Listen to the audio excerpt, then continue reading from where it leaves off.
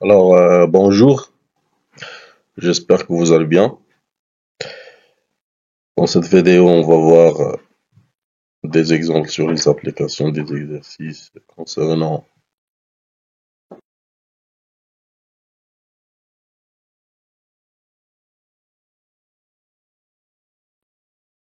D'abord, je vous invite de suivre les étapes suivantes afin de bien comprendre les exercices, bien sûr. D'accord? Alors, la première des choses, il faut faire une petite révision de tous les cours concernant le module 1, c'est l'évolution du système technique. Et module numéro 2, c'est concernant la chaîne d'information. Deuxièmement, télécharger des devoirs et essayer de répondre aux questions. Et troisièmement, après avoir répondu les questions, essayer de les corriger. Alors, maintenant, dans cette séance, la vidéo, je vais faire la correction. Pour les questions, ça existe sur les devoirs, il faut le télécharger d'abord. D'accord? Alors, après avoir répondu les questions, essayez de les corriger et donc donner une note pour chaque réponse vraie pour avoir la note finale, la note définitive et la, la noter sur les commentaires. Alors, la première question dit, parmi ces objets techniques, distinguer les systèmes techniques en mettant un X dans le cycle. Alors, vous avez plusieurs objets. Il faut les savoir. Est-ce qu'un système technique, ou bien un objet technique, ou bien un objet naturel? On a déjà vu trois termes.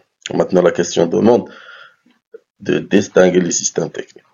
Alors, on commence par cric de voiture, une pile, robot, un fouet, pain chaud, four, voiture, résistance, une tasse et une cuillère. Alors, pour, euh, pour le premier système, c'est un système technique. Pourquoi? D'après la définition d'un système technique, c'est un assemblage de plusieurs éléments bien interconnectés entre eux pour réaliser une tâche précise. Alors, cet objet, oui, c'est un système technique. Une pile, non. Robot, oui. Un fouet, non. Pièce chaud, non. Four, oui. Voiture, oui. Résistance, non. Une tasse, non. Cuir, non. Alors, il vous donne 2 points pour cette question. On passe. Question numéro 2. Mettez les systèmes suivants à la case convenable. Alors, كل حاجة صحيحة عندكم نصف نقطة في كل سؤال صح. Vous avez 6 réponses. 6 multiplié par 0,5, c'est 3 points. Alors, il faut les classer. Et les systèmes, ça dépend de la catégorisation de tableau. Alors, le premier système, bicyclette. Alors, c'est automatique, c'est un système primitif. Climatiseur, c'est un système automatisé. Motocyclette, c'est un système mécanisé. Cric de voiture, c'est un système primaire parce qu'il fonctionne par une énergie musculaire. Le séchoir mécanisé parce qu'il fonctionne par l'énergie électrique. Le lave-linge automatique, c'est un système automatisé. Alors, pour faire un petit rappel, pour le système primaire, c'est tout ce qui est système qui fonctionne par une énergie musculaire. Les systèmes mécanisés, ils fonctionnent par une autre énergie, mais la commande, ça se fait par l'utilisateur. Les systèmes automatisés, c'est tout simplement, ce sont des systèmes qui fonctionnent sans intervention de. La question numéro 3, c'est simple, c'est de placer les mots par ce qu'il convient. Alors, complétez la définition suivante par les mots de la liste. Vous avez 3 mots: ensemble, besoin, organisé. Alors, il faut compléter la définition. Alors, un système technique, c'est un ensemble, bien sûr, d'éléments matériels en relation d'une manière organisée pour satisfaire un ou bien plusieurs besoins. D'accord? Il faut ajouter un S pour le besoin. 3 points. Alors, il faut noter, n'oubliez pas de noter pour avoir la note définitive sur commentaire, d'accord? Question 4. Répondez par vrai ou faux. Alors, la technologie câblée demande une carte programmable. La technologie câblée ne demande pas une carte programmable. C'est tout simplement enchaîner les dispositifs électriques par des fils électriques. D'accord? Ou bien par un circuit imprimé.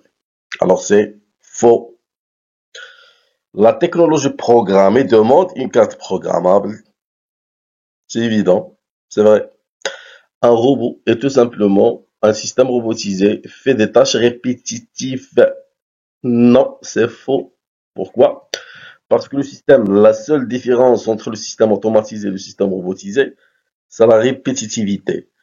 Alors, le système automatisé, c'est un système qui peut faire plusieurs tâches répétitives. Par contre, le système robotisé, non. Une frise chronologique montre l'évolution des systèmes techniques. Alors, c'est vrai. Ouais.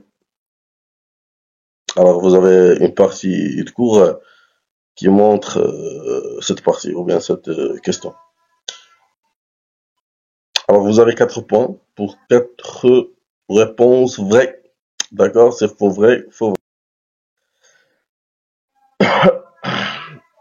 Alors, on passe à la deuxième partie de l'exercice. Lire et utiliser les outils techniques. Alors, d'accord? Vous avez une nouvelle note. Complétez le diagramme suivant. Alors, vous avez le diagramme, le système technique. Il se divise en 4 parties. Système primitif. Deuxième partie, je sais pas. Troisième partie, système automatisé. Quatrième partie, je sais pas. Alors, pour le système primitif, alors c'est de dire la définition, c'est tout. Alors, le système primitif, c'est un système qui fonctionne par une énergie musculaire, s'il indiqué sur le système primitif, et contrôlé par l'utilisateur. Alors, pour le deuxième système, c'est un système qui fonctionne par énergie musculaire et contrôlé par l'être humain. C'est tout simplement, c'est un système mécanisé. Et la troisième, c'est un système automatisé. Il fonctionne par une autre énergie, contrôle par le système, et les tâches doivent être répétitives. Par contre, la dernière type, ou bien le dernier type, c'est un système robotisé. Pourquoi? Parce que le système robotisé, c'est un système qui fonctionne par une énergie, ou bien une autre énergie extérieure, et contrôlé automatiquement par le système, bien sûr, et la tâche non répétitive. 2,5 points pour les totales des réponses vraies. Alors, ou bien deuxième question de deuxième partie, quelles sont les fonctions qui constituent la chaîne d'information? Alors, la chaîne d'information constitue de 3 parties. Alors, l'acquérir, traiter, et la troisième, c'est communiquer. C'est simple. 3 points. Alors, 3 points. Alors, un seul point pour chaque réponse vraie. Alors, vous avez la question 3 de deuxième phase de l'exercice, c'est donner le nom de chaque signal ci-dessus, signal logique ou bien analogique. Vous savez que le signal électrique acquis par la partie acquérir, c'est un signal électrique qui peut être une tension ou bien un courant, en même temps qui peut être un signal logique ou bien un signal analogique. Alors, le signal logique, c'est un signal qui permet de donner deux informations, deux états, deux valeurs. Alors, بالنسبة لهاد الثاني هذا alors c'est 0,1. D'accord? Il y a deux états, deux valeurs. Par contre, le premier signal, c'est un signal alternatif. Ça veut dire quoi? Ça veut dire euh, variable qui peut prendre une infinité de valeurs. C'est pour ça on peut pas le dire de valeur. Alors c'est un signal analogique, bien sûr. Et l'autre signal, c'est un signal logique. Un point pour chaque. Non, c'est un point. C'est et demi pour chaque question. Alors, quatrième question, c'est la dernière.